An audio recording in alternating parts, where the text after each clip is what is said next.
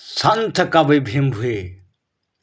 क्या कहा है? महानित्य का राधा है, अजर अमरपुर का वो राधा है। संत कवि भीम हुए मर्त्य मंडल में आया था, तो उसने कहा है मूर्तिका, जो हम लोग है ना मूर्तिका को पूजा करते हैं ना, कृष्ण राम, ये जो सब मूर्तिका का जो फोटो होता है, वो तस्वीर होता है, तो हम सबको कहा है, साधु संत भगवा जति सत्य हम सबको कहा है, मूर्तिका को तो पूजता है तो वो क्या तुझे ब्रह्म ज्ञान सिखाएगा, आत्मज्ञान, अजर अमर ज्ञान सिखाएगा बोल के उसने कहा है।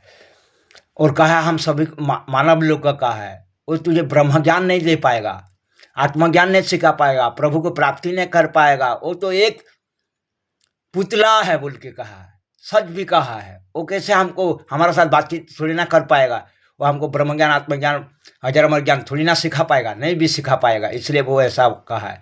और उसने कहा है हम सब मानव जितना है सबको कहा है, ये सब कुछ जो कुछ कर रहा है तुम खुद खाने के लिए उसको पूजा कर रहे हो, तुम खुद के लिए ही बलि भी देते हो और खुद के लिए ही पकाते हो खाने के लिए सब कुछ, क्योंकि वो तो तुमको ब्रह्म ज्ञान सिखा नहीं पाता है, पुतला या तस्वीर या आत्मज्ञान या अजर अमर ज्ञान नहीं सिखा पाता है, तो इसमें क्या फायदा है बोल के कहा है।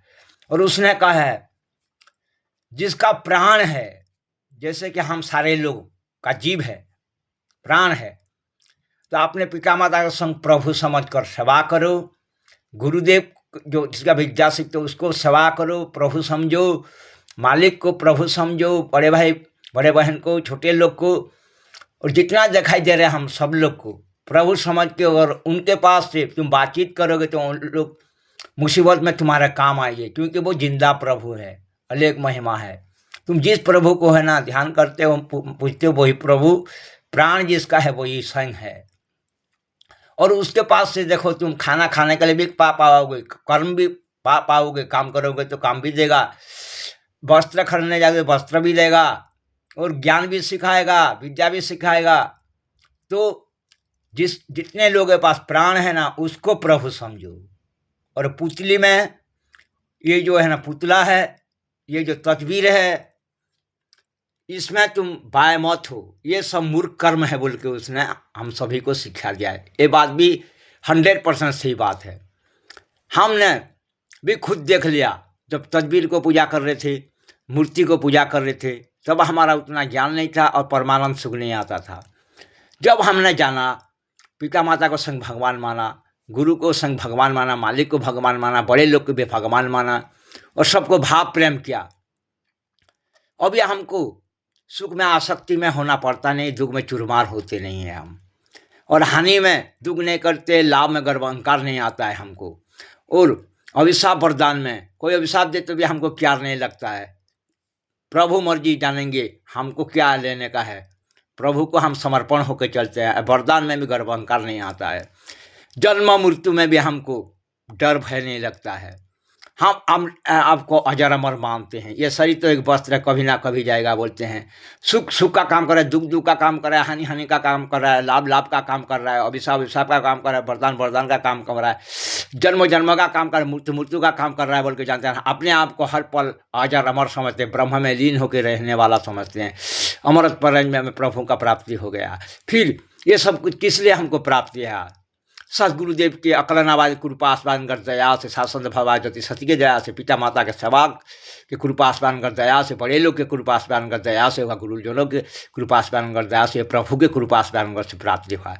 तब हमारा जीवन अब परमानंद सुख में बीतता है हर पल, और प्रभु का कमी नहीं लगता, हर पल प्रभु को प्राप्ति होता है।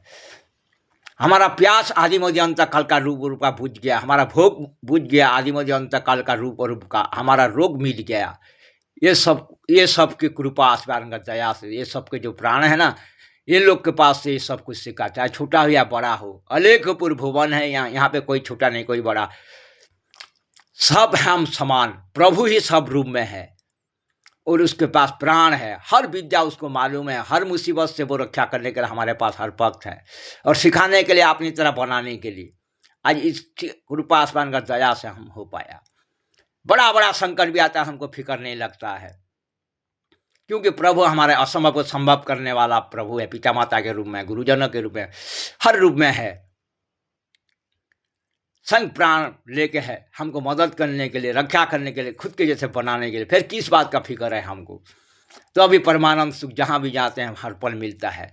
ना धन का चिंता रहता है, ना यौवन का, ना मकान का, ना जमींदारी का, ना रुपया का, ना खाने का, ना पीने का, ना वस्त्र का, ना किसी का भी नहीं लगता हमको। हर पल प्रभु अचिंता पुरुष को पाके अचिंता हम हो गया।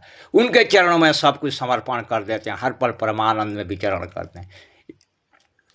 ये सब कुछ अगर हम लोग मूर्ति पूजा क्या करता होगा, तजवीर को पूजा करता है, उनको सब मार के अगर समय बर्बाद क्या होता तो नहीं मिलता हमको, ये सब कुछ नहीं मिलता होगा।